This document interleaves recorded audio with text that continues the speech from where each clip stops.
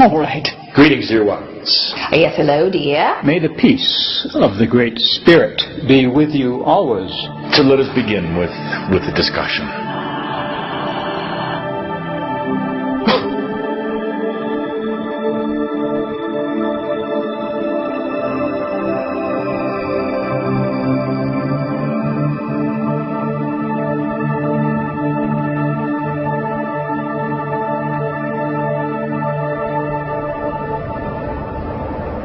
The first time I ever talked to Tobias was on an airplane in 1997, and I wasn't particularly spiritual or metaphysical. I was in the business world at the time, and Tobias came in on this plane flight and started talking, and hasn't stopped since. But initially, it was just me talking to Tobias. I hadn't even told Linda about it. And how long did it take you before you broke it to Linda? That this it was about a year. So you kept it to yourself for a year? Yeah. I received what felt like, what I experienced to be a telepathic contact from Bashar and his people.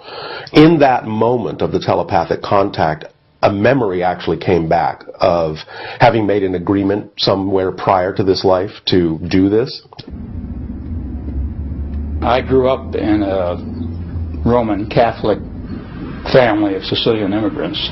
Most of them, even today, after I've been channeling Joseph for 15 years, don't know what I do. They have some idea, because I don't talk about it to them, and they don't ask me. They know I do something weird. I was very lucky. I had a lot of support. My friends were very accepting. And that's one thing that I've always been really open about. I didn't really hide it, even from employers, you know. And I've always felt it was really important for me to be honest about that, because I saw how it impacted people. I started in a class where we were really studying making a bridge, an interpsychic bridge to other sources of intelligence. And so it started in the context of that class. See, I thought that all of these esoteric things were for older women over 40, and it would have nothing to do with men. So I was dragged to these two guys who channeled for me, and there was something, this was 3 years apart, they both told me the same thing.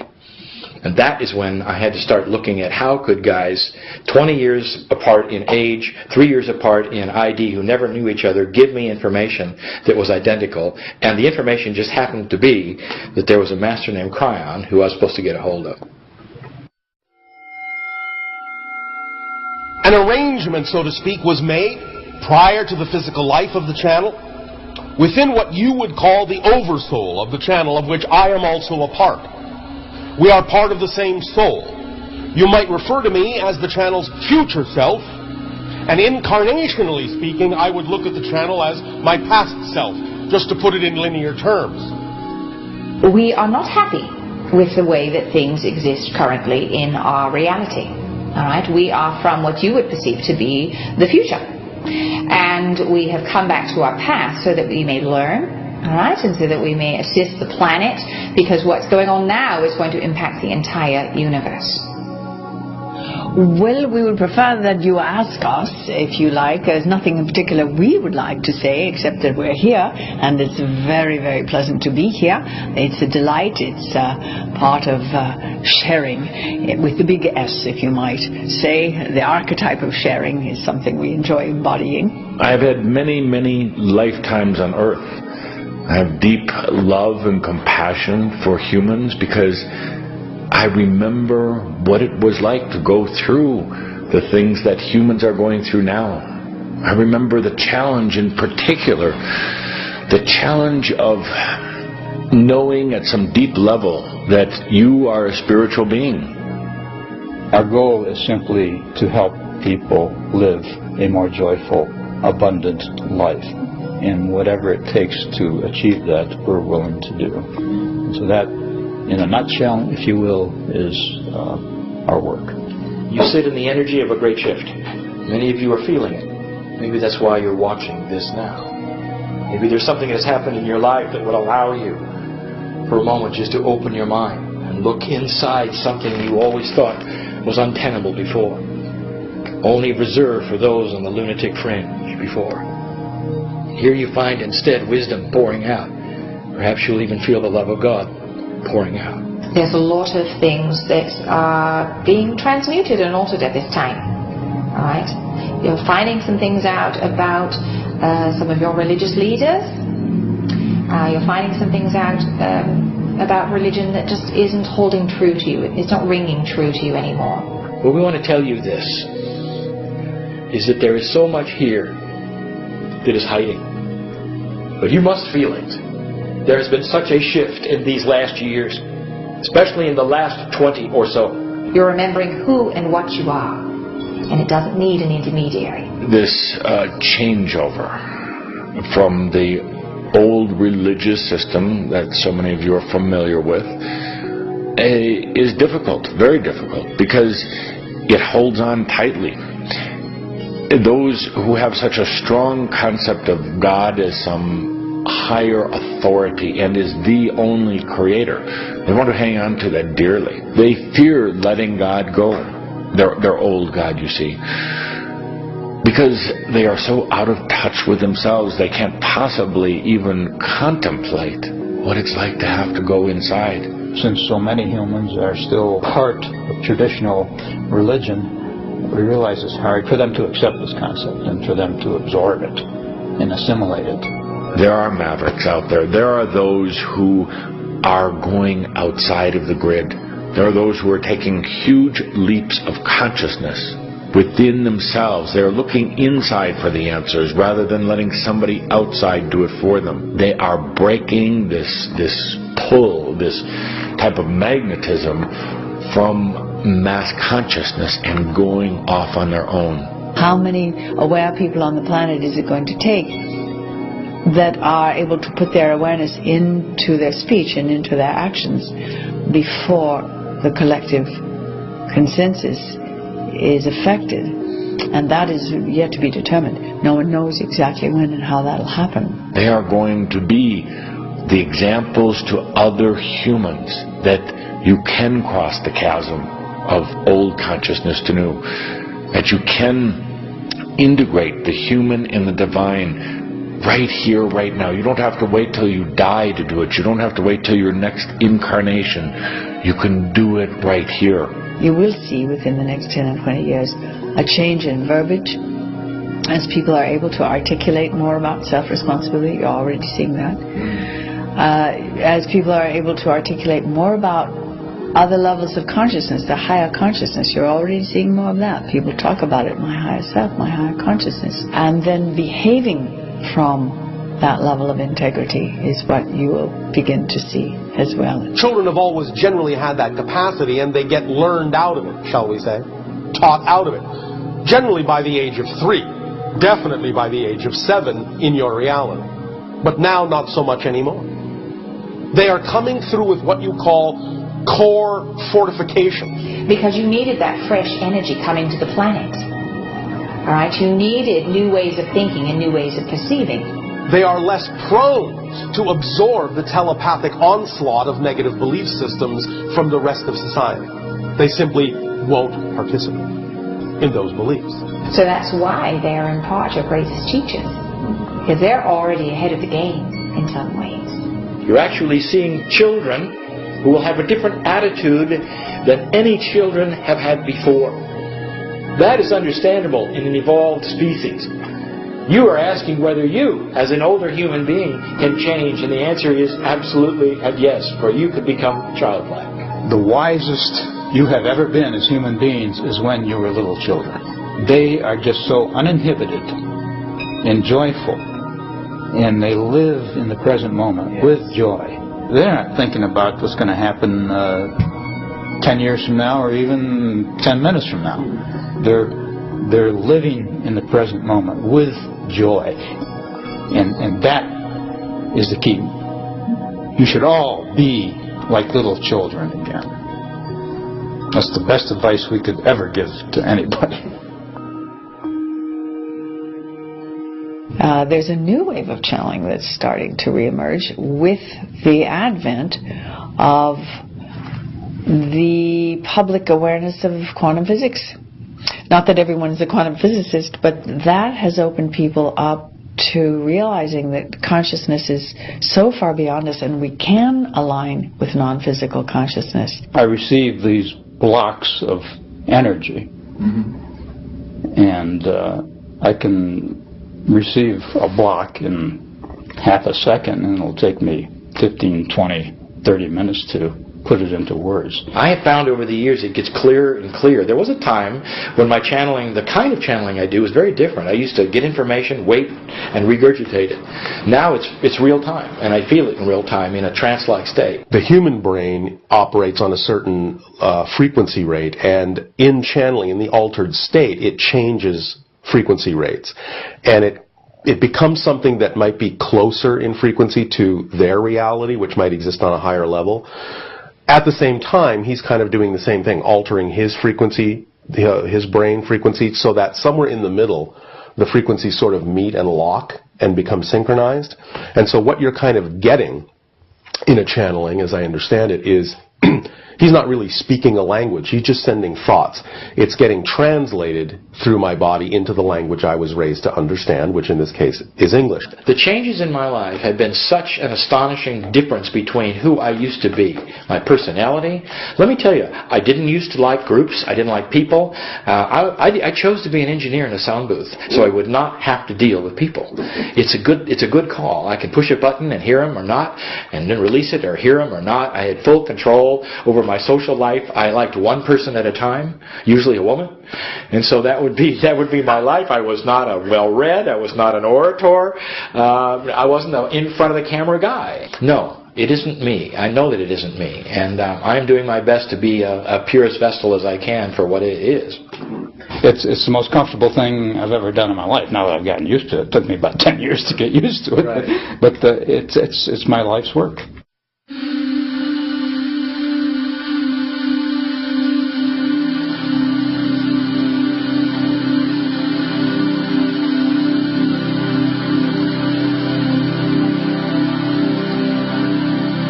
There was a misunderstanding about the law of attraction. The human, the limited human, uses it like this. I want a new car. And they expect it to come to them. Well, it will, but it will probably hit them and send them flying. A limited human says, I need $1,000. I have to be able to pay my rent. Where it is becoming distorted right now is that it is turning into a mental exercise. Somebody out there wants to write a book, hundreds of pages, outlining it. And then the moment the human starts to read that book, they go mental, and then it shuts down, you see. The mind can only go so far. The law of attraction is your spirit, your soul. It is the deepest parts of you. It's not what the brain can conjure up. We understand that money is one of the symbols of abundance on your planet, and that's all well and good. You can have as much money as you want. But the idea really is to relax the definition that it has to come that way, because then you open the doors through which abundance could come in all the other forms in which abundance could come to simply allow you to do what you need to do when you need to do it. Sometimes that can actually just be being gifted something. That's still a form of abundance when someone gives you a gift. Because you're creating a reality that has an open door to accept the idea that you can be given something effortlessly without having to go through any specific machinations to make it happen. Society will tell you that you have to do X, Y, and Z in order to achieve a particular result, and we'll tell you that's not true. What has to be is that your vibrational state has to be in alignment. The idea is to also examine the belief systems where you might be resistance to the idea of abundance, because many of you have belief systems unconsciously that actually keep the idea of the experience of abundance at bay. The person is conditioned for some degree of abundance or non-abundance, depending on the pre-existing conditions with the parents growing up. And so conditioning is the first place to look. For example, you are raised on your planet with all sorts of contradictory and conflicting belief systems about money, such as love of money is the root of all evil. You will never be a success unless you have a lot of money. How do you allow those two things to coexist side by side without being confused? Because the conditioning will determine what the belief systems are and what the subconscious is holding on to. And if there's limitations there, then you want to heal whatever that misconception is, because all humans are deserving, innately, inherently deserving. It's just a matter of recognizing it, owning it, understanding it, and believing it. Many people who believe, well, I will never be successful if I don't have a lot of money, but also believe that I will become a greedy person, a bad person, if I only get a lot of money, may never allow themselves to become physically wealthy, because it is more important to them to be a good person than to be a bad one. So if they associate the idea of being a bad person with having a lot of money, then that's a belief they need to look at, because they don't have to have that association. The idea is not that you have to become more abundant than you are. The idea is to get in touch with what you are saying you are abundant in. And if you're abundant on lack, you will experience an abundance of lack. You have a conflict going on now between the limited human and the souled being. The soul doesn't really necessarily care about all of the human whinings. None of it matters. It doesn't matter if you didn't pay your rent. It doesn't matter if you were a multimillionaire. None of it matters. Those are things of concern to the human aspect only. What the soul cares about, and what your spirit cares about, is consciousness, which means awareness. Your soul and your spirit cares about the joy of being. The joy of being. In other words, experiencing what is in front of you to experience. We will tell you thought creates form.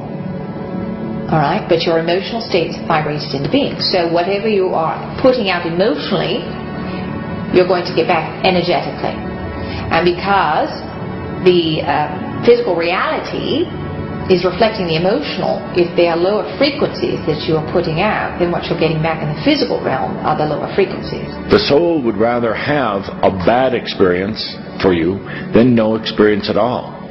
You see, those humans who try to run from experiencing things and doing things and creating things, they're really frustrating their own soul.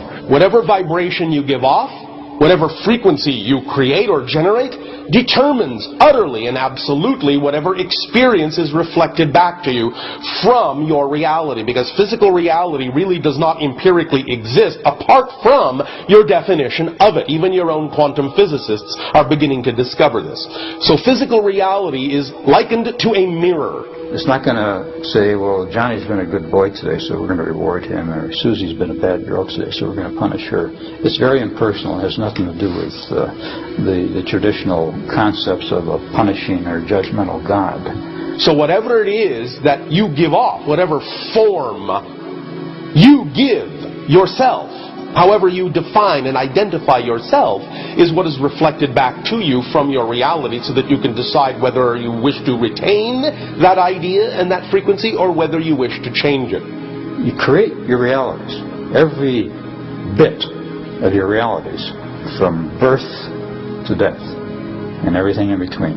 The vast majority, unfortunately, majority of humans spend their valuable and precious creative energies chasing after the little things.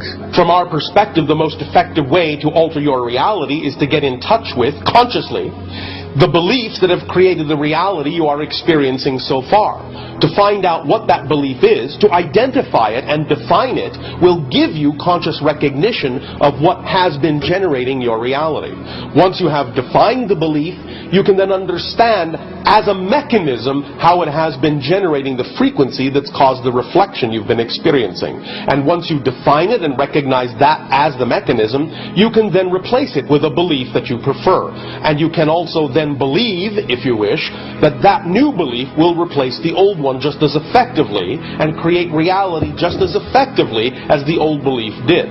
But once you replace the belief, and thus then it generates new emotions, new thoughts, and new behaviors, you will then get a new reality that is reflective of those ideas. When your life changes like that, don't be surprised at the changes. That's one thing that always amazes the angelic beings that I work with. A human asks for change, and then their life starts changing, and then they, freak out, because they lose their job, and they lose their family, and they lose all that old baggage they've been carrying around. And they go into fear.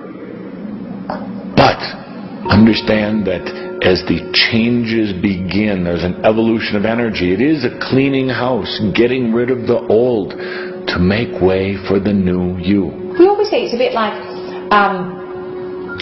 placing your order with the universe, if you will. You climb the stairs to the rooftop of the building, and you throw your boomerang out to the universe. That's your order. Alright? And so you've taken yourself to a frequency level up here. So you place your order, and then you start to worry about it. It hasn't come back yet. I must not deserve it. I'm not going to get it. So you drop yourself out. You go down a couple floors. Well, the order comes back, and you're not standing on the roof anymore. Alright? You've dropped out of the frequency range that exists in. So you've got to keep yourself the same rate at which you are placing an order. It seems like you're saying that it's almost a choice, like setting goals or things. Something like that. No goals. That is so mental. That is so, what do you say in your expression? So yesterday. So 80s culture is telling us. Forget the goals. It is an exercise in frustration, in futility.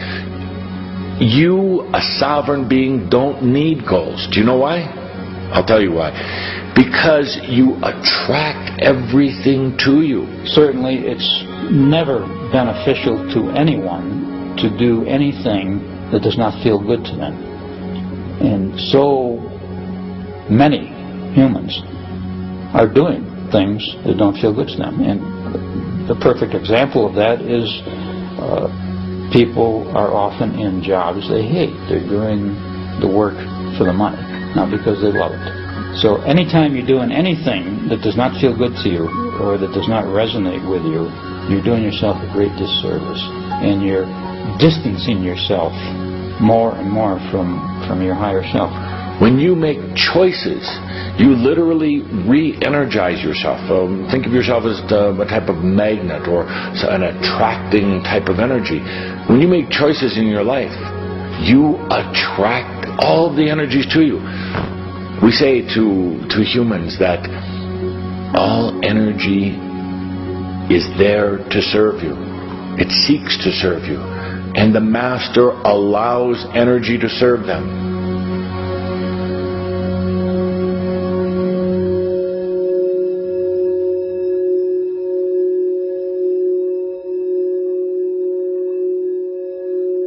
God is not this divine being who sits up there somewhere in the clouds on a throne and dictates to you what your life should be.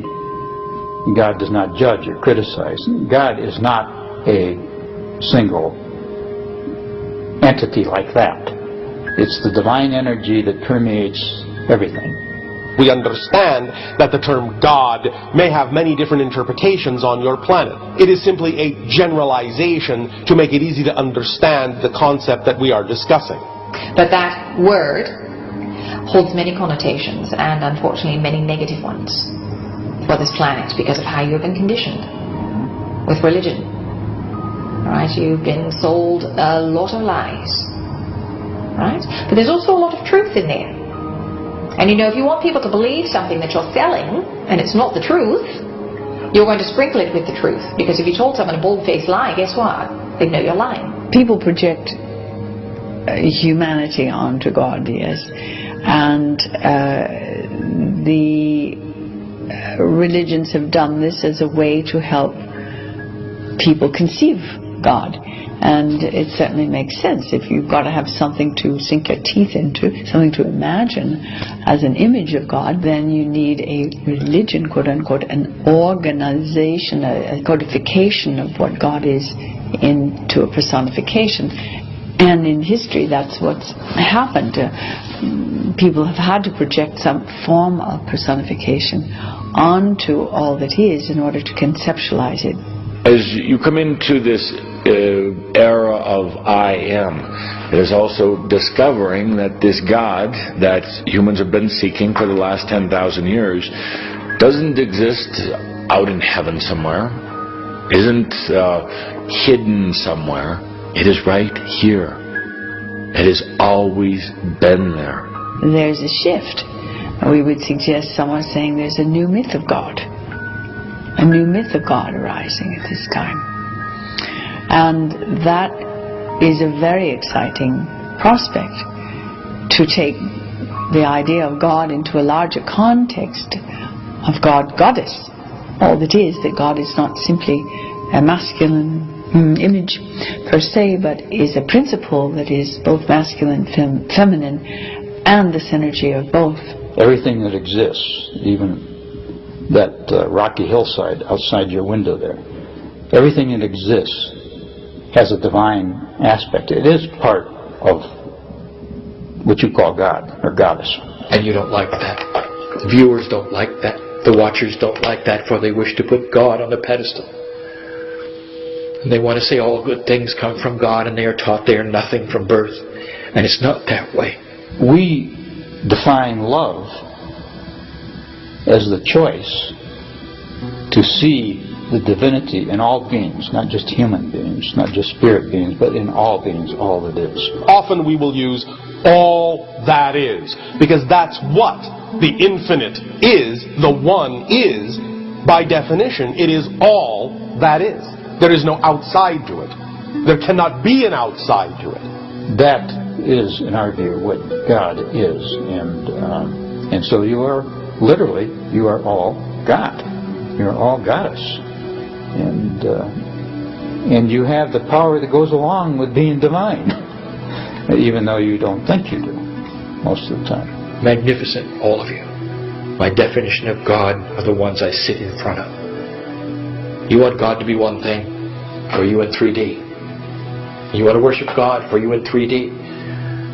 And I tell you this, that the day that you start suppressing what you've been told and opening the door to what God really is, in will come God, and it'll have your face on it. What do you say to people who really do not feel empowered? We would suggest that if people are not feeling empowered, the first thing we do is remind them that they are telling themselves some lies. Yes. When people say, I know I'm powerless, or I'm feeling powerless, we say, that's a story you're telling yourself. That's a story you're telling yourself based on fear. I'm going to simplify this for you, and perhaps some may think the answer is a bit terse, but just get over it. You're wallowing in your own self-pity. You have set up an energy of being a victim of life, a victim of other people. You're allowing them to steal your energy and to steal your heart and your consciousness. You're in a type of trap, and you're letting it happen. You decide one day when you get out of bed, or one night when you're taking a walk, that you're just going to get over it. You're going to stop letting others take from you. And you're going to stop taking from other people as well. You're going to be whole and sovereign.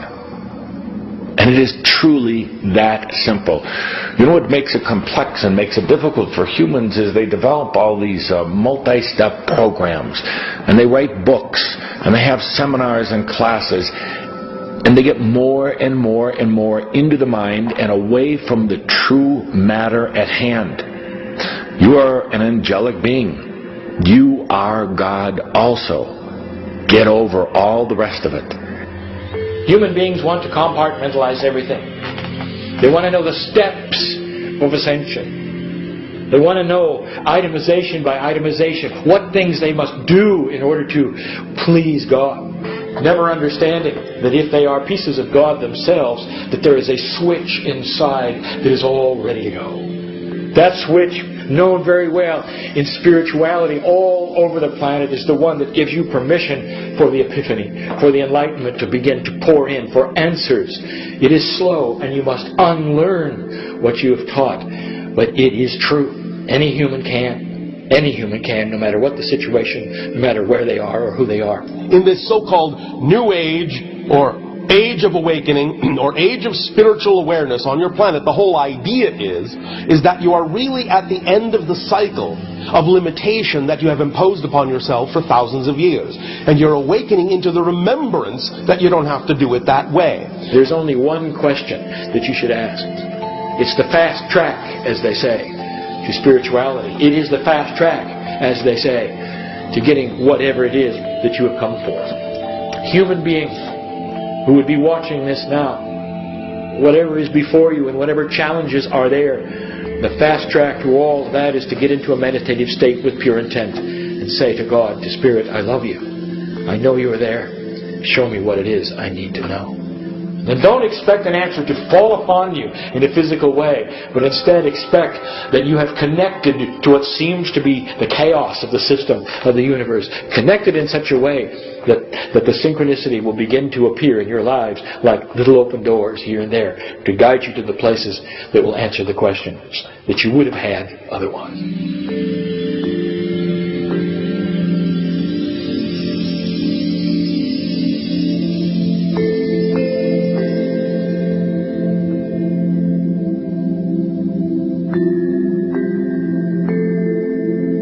There are no victims. There are absolutely no victims. There are only willing participants. Alright? There are no victims. So you can create your reality. Alright? You can unplug from mass consciousness and create a separate reality. You are an immortal being who has chosen to project itself into this game. You're a sovereign, self-sustaining being. You're powerful creators. You create everything you've ever experienced. And the only alternative to that is to make yourself a victim of fate or whatever, of my mother and father's mistreatment of me or whatever. Now we realize people don't want to die of some painful illness or in a car accident or whatever, but nothing happens to you. Every death, we have said several times over the years, every death is really a suicide because nothing can happen to you vibrationally that you're not a party to, if you will. In other words, if you're constantly afraid of dying in a car accident, you're probably going to die in a car accident. If you're constantly believing that your body, no matter what its condition, healthy or unhealthy, has the resources to bring itself back to a state of perfect health, then you're going to achieve that state of perfect health. So, if someone gets cancer, yes, they want to put themselves through that experience at some level? It isn't that the physical personality necessarily wants to have that experience, but it may be part and parcel of belief systems that have been bought into and ideas and definitions that have been bought into that allow you to experience the idea that you are a victim of something or out of control. But the idea is to learn through that you're not, and that you actually can create something else, that you actually can transmute that idea, that experience into something else, or learn from it in a positive way. And the thing to also remember is that regardless of what happens to the physical personality, the spirit, the being, the consciousness is eternal and infinite, and has the capability of experiencing a number of things. And even though it may experience for a time the idea of something that causes it pain and suffering, it is a temporary experience that the soul can nevertheless use to its benefit. You know, pain serves its purpose. It is a catalyst for change, because if you were happy and content all the time, you probably wouldn't move, would you? Probably not. No. So it serves as a catalyst, and we will tell you pain is perception, nothing more. I am not saying in any way, shape, or form that, again, this pain must be experienced.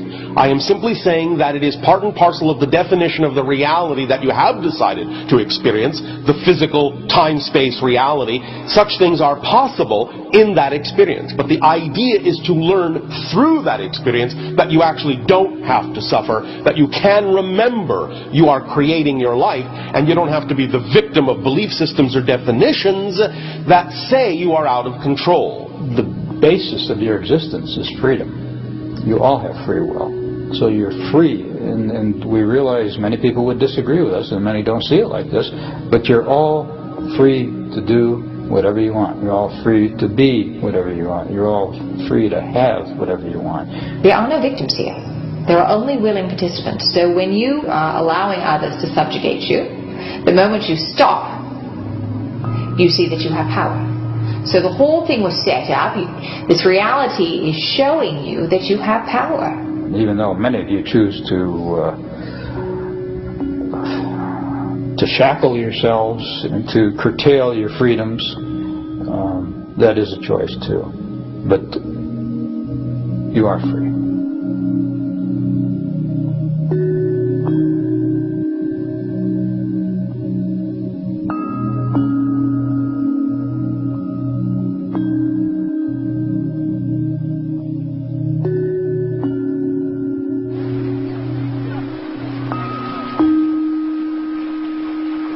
About 15 years ago, I started having some visions, and I didn't know what they were. So I started doing some research on past lives, and I came across channeling. And it was the early 90s, and I didn't know anything about it. I didn't know anybody who did it, and I just knew it was something I was supposed to be doing. So I found a couple books and did some of the exercises and had really visceral responses, but nothing really happened. I was trying to channel verbally, and my limbs would tingle and my eyes would water. And so I would try it periodically and kind of put it aside and come back to it, and took a meditation class and did some other things and did some work on myself. And about a year after I started trying, I sat down one day and just knew I was supposed to have a pencil and paper, and started to do automatic writing. And it's kind of developed over the years.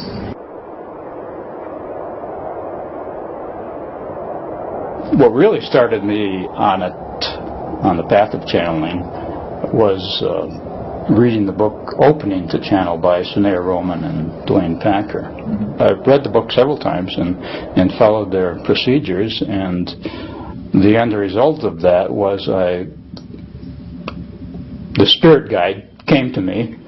She appeared to me as an American Indian woman, and her name was Tamara. And so I channeled her for a few years. I was aware, sort of on the periphery of my awareness, this male Indian. I didn't know who he was, or I didn't know if it was real, or if it was my imagination, or where it was coming from. I didn't really trust myself as a channel then. And so it was kind of a scary process for me in the beginning, and I didn't have a lot of confidence in myself. But I knew there was something there that was beyond me. Well, I have several families, as many of us do, and I have more than one marriage. The wife that I have now, I was introduced to in the recording studio. And I was on my third Cryon book at the time.